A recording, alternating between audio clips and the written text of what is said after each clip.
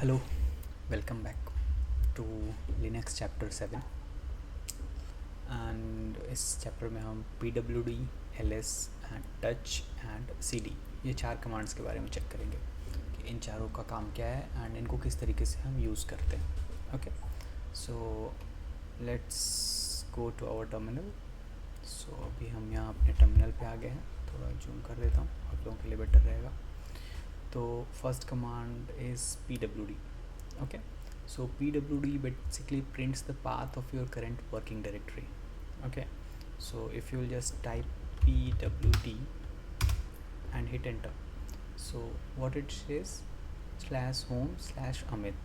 That means from root folder, when that slash is the root folder. Okay, so from root folder it will give you the path of your current working directory, that where you are. So I am in home folder, under the home folder in Amit folder. This is my current path. Okay, so this is how you can get to know the whenever you want to know that where I am, at which path I am, so वहाँ पे आपको आप pwd run करके use कर सकते हो। Okay, and इसके बारे में और जानना है तो सेम मैन pwd अगर आप करोगे तो it will see what it is, print name of your current working directory. Okay, so just hit Q and will come out, and we can enter clear to clear the screen. Okay, so this was pwd for you. Next command is ls. What ls is? ls is list directory contents. Okay, so suppose like you are at pwd, that pwd से आपको पता चल गया कि आप Amit folder के अंदर हो, इन होम डायरेक्टरी, इन होम अमित डायरेक्टरी के अंदर हो। ओके, सो अब इस डायरेक्टरी के अंदर क्या क्या कंटेंट्स हैं, वो सारी चीज़ें अगर आपको देखनी है तो वो जस्ट आप ls कमांड यूज़ करके देख सकते हो। ls करोगे एंड हिट एंटर, तो यहाँ पे आपको सारे फाइल्स, मतलब जो भी रहेंगे या डायरेक्टरीज रहेंगे वो सारे लिस्ट हो जाएंगे यहाँ पे। ओके, तो यहाँ पे देख सकते हो कि ये सारे कंटेंट्स इसके शो कर रहा है। ओके, एंड अगर आप चेक करना चाहते हो कि इसके और भी क्या क्या ऑप्शंस हमको हैं, तो हम उसको इस तरीके से चेक कर सकते हैं, man ls and hit enter. तो यहाँ पे देखो ls, यहाँ पे आपको नाम से पता चल रहा है लिस्ट डायरेक्टरी कंटेंट्स, एंड इसके सारे ऑप्शंस हैं -a और do not ignore entries with dot. So dot Linux में बेसिकली क्या होता है, आप इसको अगर चेक करो तो अगर इसको हम -a ऑप्शन आकर के चेक करते हैं। ओके, तो ls -a small a। Okay, तो अभी आप चेक कर देखो तो किसी भी फोल्डर या फाइल के पहले डॉट नहीं लगा हुआ है, राइट। सारे फोल्डर और फाइल एज इट इज़ हैं अपने, मतलब किसी न किसी कैरेक्टर से स्टार्ट हो रहे हैं। बट ls-a करो, फिर देखो क्या होता है। यहाँ पे आपको डॉट आ रहा है, एंड फिर डॉट एंसिबल आ रहा है, डॉट अज्योर आ रहा है, डॉट बैश हिस्ट्री आ रहा है, डॉट गिट कॉन्फिग आ रहा है। तो जो भी फाइल्स डॉट से स्टार्ट होते हैं, that means those are hidden files over here. Okay, so वो सारे फाइल्स को भी, मतलब वो सिस्टम फाइल्स होंगे, या फिर अगर डॉट कोई भी हिडन फाइल्स अगर आप लिनक्स में बनाते हो तो वो डॉट से बनाते हो। तो उन सारे फाइल्स को अगर आपको देखना है तो उनको इंक्लूड करने के लिए आप ऑप्शन a यूज़ करते हो। ओके, सिमिलरली अगर आप एक और देखो, बहुत यूज़फुल होता है अगर आप चेक करो तो mn ls do not list implied. So इसके सारे ऑप्शंस अगर आप चेक करना चाहो तो यहाँ पे बहुत सारे ऑप्शंस हैं, just play with it.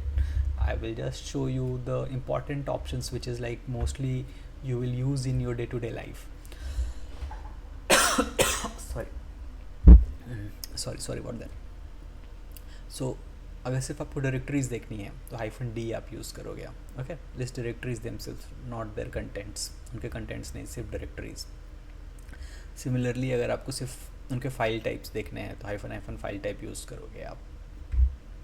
And अगर आप यहाँ पे आकर के देखो तो मोस्टली जो सबसे ज़्यादा यूज़ होता है इंडस्ट्री में, that is ls-l, use long list of format. Okay, तो ये देखो आपको क्या होता है। अगर अभी हमने चेक किया था, इसको क्लियर करते हैं एक बार खाली करने के लिए, देन ls-l, ये देखो।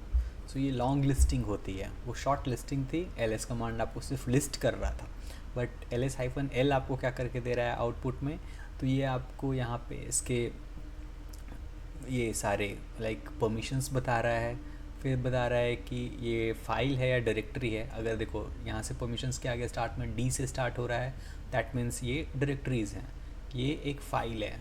ओके तो ये देखो यहाँ पे डी नहीं है, एंड उसके बाद इसकी परमिशंस होती हैं। तो परमिशंस हम आगे चैप्टर्स में देखेंगे, बट अभी के लिए जस्ट ये जान लो कि ये परमिशंस होते हैं। ओके एंड फिर यहाँ पे इसके यूज़र ग्रुप, फिर उसकी साइज़ कितनी साइज़ है, फिर डेट टाइम कब बनी थी, एंड उसका नाम।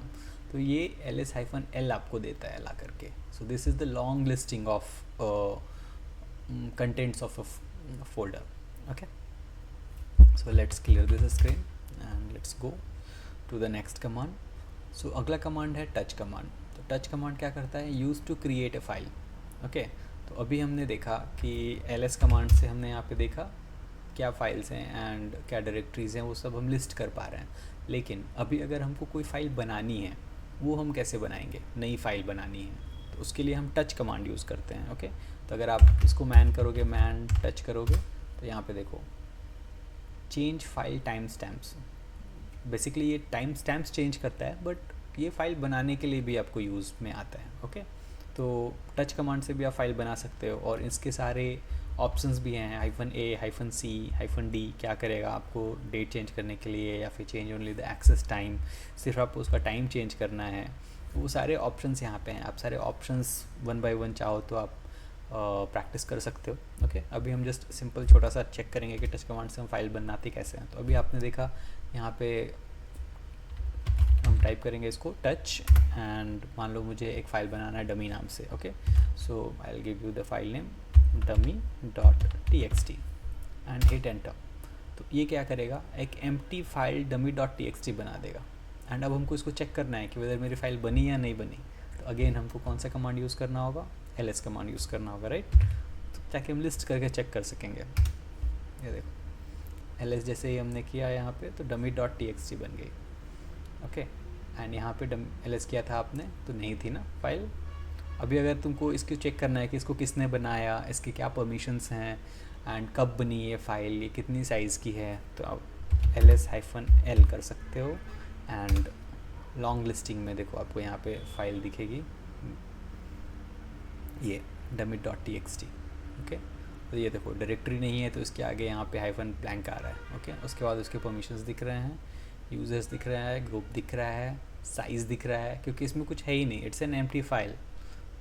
डेट एंड टाइम दिख रहा है 4/3, तो अभी देखो हमने बनाया 4/4 हो रहा है सिस्टम में मेरे, तो अभी जस्ट हमने इसको बनाया।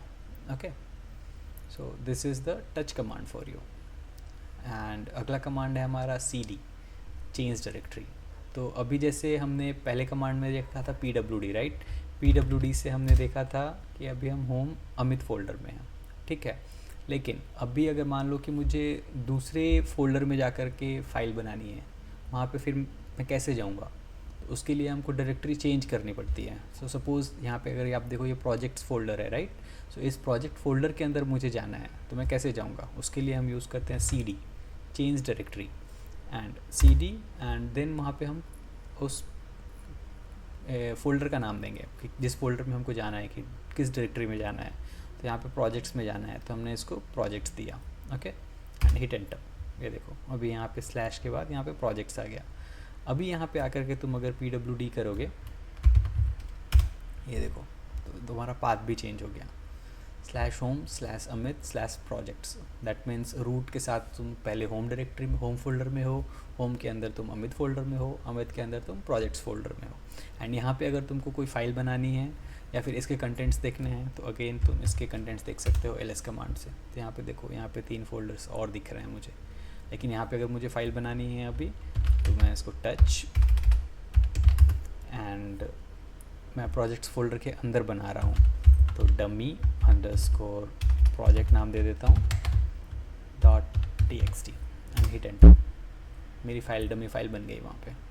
अभी अगर इसको जस्ट लिस्ट करके चेक करना है कि है या नहीं है, ls कर, एंड ये देखो dummy_projects.txt। तो इस फाइल का पाथ अलग हो गया। इस फाइल का पाथ क्या हो गया, तो इस फाइल का पाथ अगर मुझे पता करना है, तो pwd से मैंने चेक किया था ना, ये है इस फाइल का पाथ जहाँ पे मैंने इसको बनाया।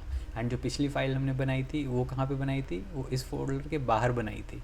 ओके, तो वो फाइल देखो यहाँ पे नहीं आ रही है। लेकिन अभी अगर हमको बाहर जाना है तो हम बाहर कैसे जाएंगे इस प्रोजेक्ट फ़ोल्डर से, अगर पिछले प्रोजेक्ट मतलब इस अमित फ़ोल्डर में जाना है तो दो ऑप्शंस हैं। या तो अगर सिर्फ एक फ़ोल्डर पीछे जाना है तो वहाँ पे क्या कर सकते हो, cd स्पेस डॉट डॉट, तो ये हमको क्या करेगा, एक पाथ पीछे ले जाएगा, एक फ़ोल्डर पीछे ले जाएगा। ठीक है, तो एंटर किया, दैट्स ऑल। तो ये देखो यहाँ से प्रोजेक्ट फ़ोल्डर से बाहर निकल के हम अमित फ़ोल्डर में चले गए। यहाँ पे pwd करो, ये देखो पहले हमने pwd किया था यहाँ पे प्रोजेक्ट cd के बाद, तो क्या आया था, होम अमित प्रोजेक्ट्स। एंड अभी हमको pwd करने के बाद क्या आ रहा है, home/अमित। तो हम एक फ़ोल्डर पीछे चले गए। ओके, एंड अगेन इसका एक और ऑप्शन था कि अगर आपको इसके थ्रू नहीं जाना है, अगर हम कुछ ऐसे हमने चेंज डायरेक्टरी करके प्रोजेक्ट्स में गए थे तो cd एंड प्रोजेक्ट्स किया था हमने, राइट, cd प्रोजेक्ट्स, तो एंटर किया तो हम प्रोजेक्ट्स फोल्डर में मतलब प्रोजेक्ट्स फोल्डर के अंदर चले गए थे। अभी हम cd डॉट डॉट से एक फ़ोल्डर पीछे गए थे। लेकिन एक और ऑप्शन है, cd के साथ अगर आप ये करोगे, इस पाथ को ही दे दोगे कि मुझे इस पाथ पे जाना है, तो ये देखो तुमको उस पाथ पे लेके चला जाएगा, /home अमित पे जाना है, प्रोजेक्ट्स फोल्डर से बाहर, एंटर। यहाँ से भी तुम देखो प्रोजेक्ट फोल्डर से बाहर चले गए, वापस pwd करो, देखो।